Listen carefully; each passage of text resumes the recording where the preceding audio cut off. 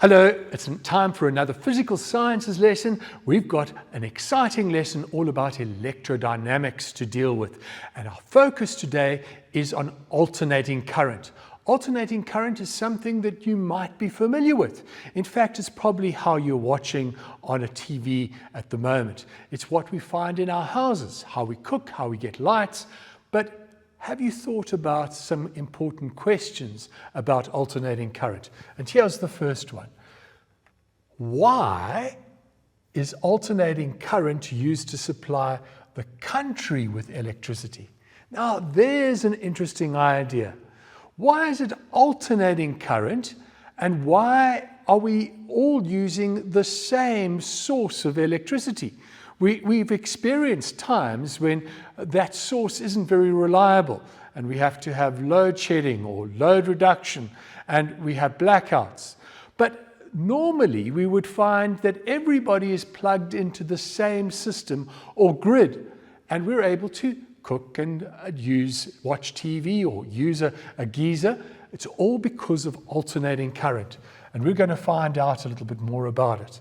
So remember, the focus of electrodynamics is about electrical machines, the electric motor, which could be a direct current motor, where we use a split ring commutator. That word commutator is very important. The other machine, that machine takes electrical energy and makes mechanical energy out of it. We recognize that's not the only machine.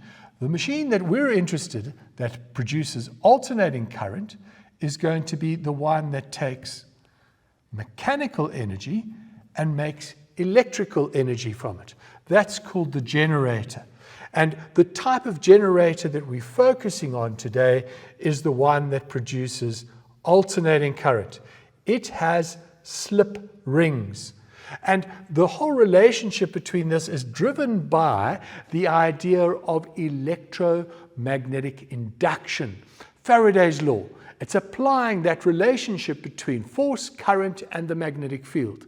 And we're going to see exactly how that produces alternating current and the effect of that as we go through this. So alternating current, often called AC, what does it really mean? We recognize it all involves the principle of electromagnetic induction, which is related to Faraday's law. So in terms of Faraday's law, remember that it tells us that there's an induced EMF produced in a coil, and that is directly proportional to the rate of change of magnetic flux. Now, magnetic flux is the field passing through a perpendicular area. And we recognize that in the formula. Remember this, the field passing through an area that's perpendicular. And when we're wanting that area to be perpendicular, we correct for the perpendicularity of it by using that cos theta. And here's the equation that we're going to look at. Delta phi over delta t is going to be the EMF produced. So how does it work? Well, you'll remember that if you push a magnet into a coil, push it in and out, backwards and forwards, you will get an alternating current. The reading on the galvanometer swings backwards and forwards. It might swing to the one side as you push it in, as you pull it out, that swings to the other side. And so we have seen that when you move a magnet into a coil, you can get this sort of alternating reading on a galvanometer. But we could also spin the magnet, and we showed that we can do it like this in a simulation. If we spin the magnet, we've got a changing magnetic field that's cutting through the coil, and that is producing an induced EMF. And because it's a closed circuit, there'll be an induced current with it. So the little charges are moving backwards and forwards, alternating current. And then we have looked at the AC generator. We recognize here that we can turn it, and as we turn the armature within the field, we are going to get an alternating current. Now, what I want you to notice something in this situation is that the magnets are permanent. They are stationary. The field is permanent. It's not changing. And it's just the movement. The movement of the armature is also constant. It's not going to suddenly be fast one time and slow the other time, because we know the speed of rotation or the speed of movement relative to the magnetic field will change the induced EMF. So what is the thing that changes?